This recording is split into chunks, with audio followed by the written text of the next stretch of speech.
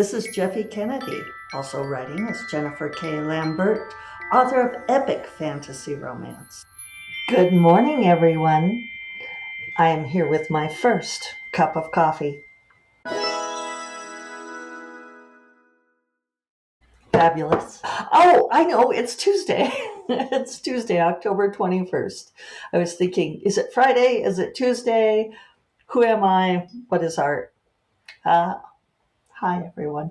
I have updates. I actually have book-related things. I think that I probably will not rant today about either politics or Taylor Swift. So if you're here for conversations about publishing and industry and like what I'm working on, you're in luck today. Big news, big exciting news, I think.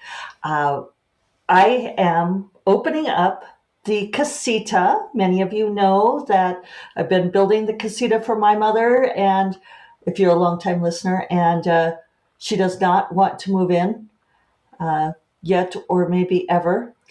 And so I am opening it up for writing retreats. And I'm going to do mentoring.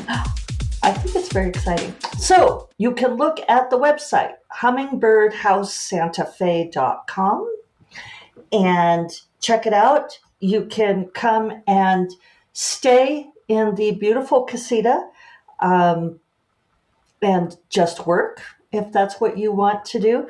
Or you can pick out various kinds of packages to get mentoring with me on top of that. Regardless, we'll get to socialize. I don't know if that's a bug or a feature, but check it out. Basically, I'm doing it right now by you emailing, so you can email me about it. Feel free to, I'm happy to discuss any kind of package you would like, any kind of setup at all. You could stay one night, you can stay a month. We can work it out. I should probably check out tenancy laws. No one can stay long enough that you get to claim residency. So don't be thinking that. But all the information is on there, hummingbirdhousesantafe.com. Come and get some work done. Come and work with me. I think it's going to be amazing. Other things that are going on is I actually have some upcoming appearances. I feel like after the onslaught of summer and early fall, I was hibernating a little bit. People have been asking me what I'm doing, and I'm like, I've just been working on the book. On Saturday, November 1st, late breaking news, a day with Santa Fe authors. I'm a Santa Fe author. A fundraiser for Reading Quest, which is to help kids who are struggling with reading, so great cause. So I will be there if you are in the Santa Fe area or want to be. Hummingbird House. So then on Sunday, November 2nd, which is back to normal time day, real time day, hooray, I'm going to be down in Albuquerque at Books on the Bosque at 3 p.m. doing an event, talking, signing, doing all the usual bookstore things. So come on down for that. Looking down the pike, I am going to be at Love LitCon in February. Then I will be at Tucson Festival of Books in March. Magic Reborn. I have passed 40,000 words. Coming up on midpoint here, huh? Yeah, gonna hit midpoint. I'm guessing that midpoint is going to be somewhere in the neighborhood of 44,000, 47,000 words. So, and it's feeling story midpoint-ish to me. So now we're just sort of waiting to find out on when I'm going to get notes this week. They said this week, notes on Among the Thorns, and how soon they want those revisions back. I really don't want to miss this release date, though, for Magic Reborn. So if it becomes necessary, I might do some marathon writing and then just take the recovery hit afterwards. It's not that I can't write a whole lot of words in one day, or at least I used to be able to. I'm not sure what my recent record is. I know my all-time record is something like 10,000 words in one day. But that's when I had the day job and I had like a long weekend, and I really cranked on, it was like on a Labor Day or something like that. I finally, over the weekend, I haven't completely finished, but I mostly caught up my expenses and receipts for June, July, August, September, 4 months worth of finances, and I put them into my tax spreadsheet. I've been trying to do that every month, but this is sort of like the last of the things that got really screwed up by my busy July onward. So I am finally caught up on these things and almost entirely. And I think my expenses, because tour covered everything for my book tour, which was amazing and wonderful, and I love them. Like, so they put the hotels, they covered that, and the plane tickets. And then they said, well, to keep my receipts for everything else. So I kept my receipts for everything else for like July, August, September. And I think it's going to be almost $4,000. So it's like, oh, I should probably turn in those expenses.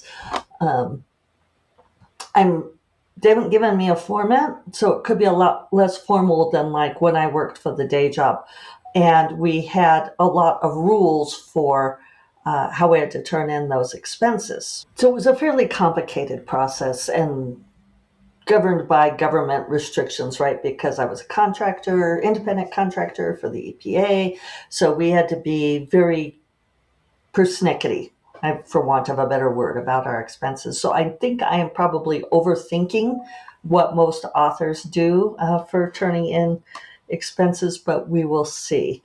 I need to finish like going through and annotating receipts, which I do believe is overthinking, but also I want to get it done correctly. But I was thinking about how there were some people, like my boss, my day job boss, who would not do their expenses until like the very end of the year, the end of the fiscal year. And they would have to be nagged to do it because like everything had to be turned in for that fiscal year. And so there would be like tens of thousands of dollars worth of expenses, and she'd be like, oh, I've got to do them for like all the trips the whole year. And we fronted all of the expenses, right? There wasn't any of this like having the lovely travel people buy the plane tickets. It was all of those travel expenses. So it would be a lot of money. And I would be like, how can you be out that money all year? Because back then, boy, I would do my expenses like the minute I got home because I would need that money. It's just kind of funny what you can and can't float, right? It's interesting because there was certainly a time, really not that long ago, when I would have been desperate to get that expense money back. And it's really kind of lovely to be in a place where I can float that for August, September, several months. And I'm not even desperate for it now, but it would be nice to, get that money in and keep the balances up. Something that I've talked a lot about with author finances is that one thing you have to accept if you're going to be a career author is that you do not have a secure regular income. It doesn't happen. Really, the only way that you have any kind of reliable income is to hit it big in one of a couple of ways. You can either hit it big indie, because at least that money comes in monthly, but you've got to hope that it's enough. And also you have to be aware that it's going to go down. I mean, it's great when it's up, but it's also going to go down.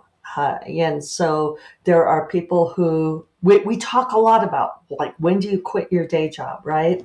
The thing about having the day job is it's the regular income, but it's also the benefits, right?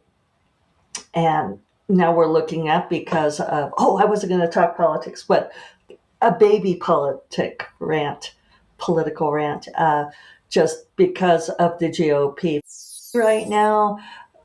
Our health insurance premiums are probably going to go up, maybe dramatically. And I'm one of those people who, I self-insure through the Affordable Care Act. And, I think this idea that there's like these welfare people out there that are just scamming the system. It's like, no, there's a lot of us who do not have corporate jobs, and a lot of people in the creative arts, right? We self-insure through Affordable Care Act, and I'm bracing for what that premium is going to end up being. So in some ways, expenses aren't always predictable, right? Everybody deals with that in the workforce.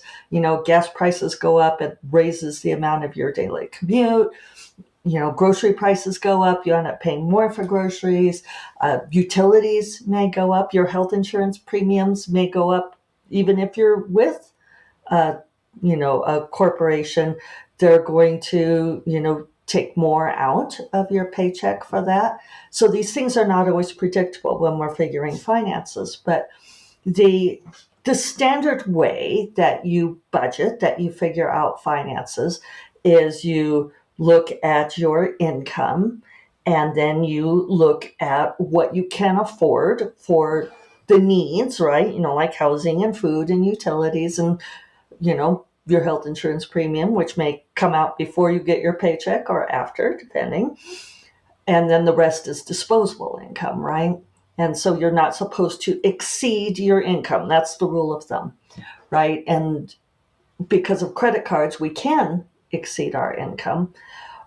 But when you are someone who makes their living with creative work, the income's going to come up and down. You're going to get influxes, and you're going to get big dips for no reason whatsoever. So like yesterday, Amazon Web Services went down for most of the day.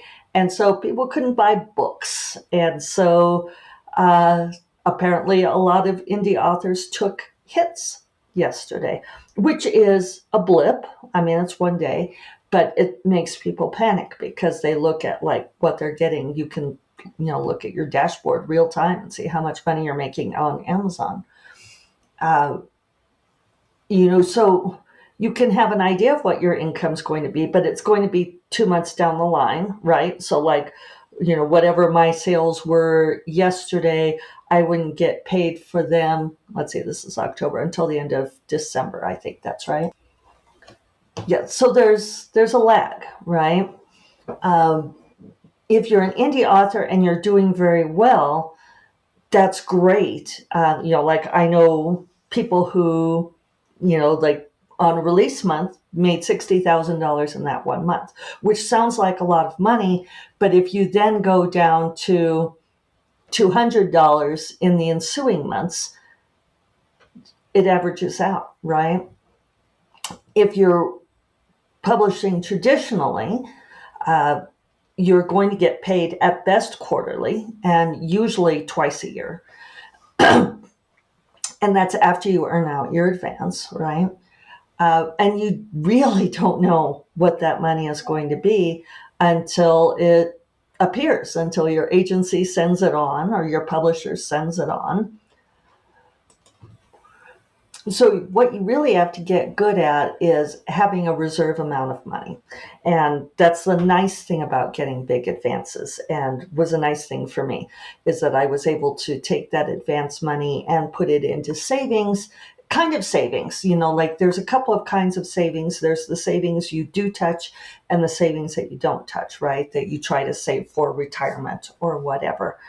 And then there's the sort of like the pool of money that you can add to and pull from to help stabilize monthly expenses. And that's really what I recommend if you're going to try to make a living as a creative. And I mean, the ideal situation is to have a spouse or partner who has a benefited salaried job, so that the creative money then becomes like the disposable income. It either goes back into the business or it becomes gravy, and you run everything off of the partner's expenses. But that's fraught, right? I mean, we're seeing so many instances of people being dependent upon the partner's money. And then if the relationship doesn't go well, you're trapped financially, right? So I mean, that's not a great solution either.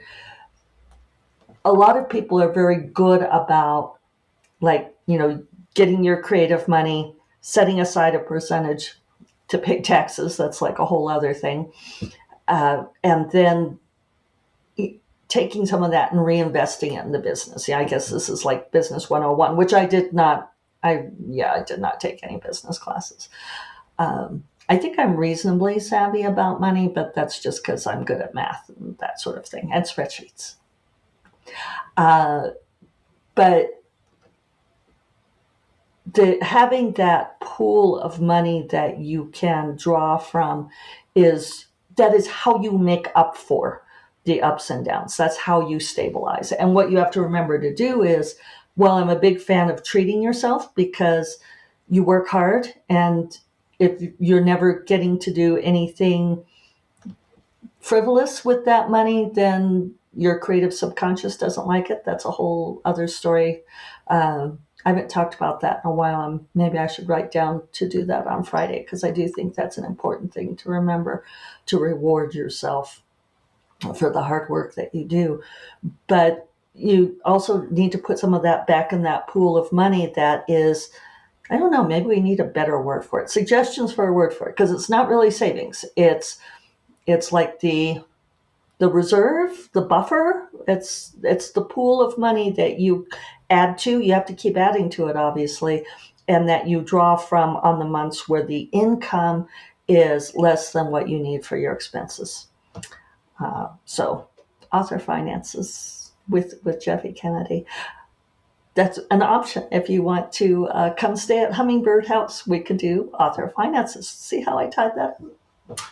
All right. I'm going to get to work. I hope you all have a wonderful week, and I will talk to you all on Friday. You all take care. Bye-bye.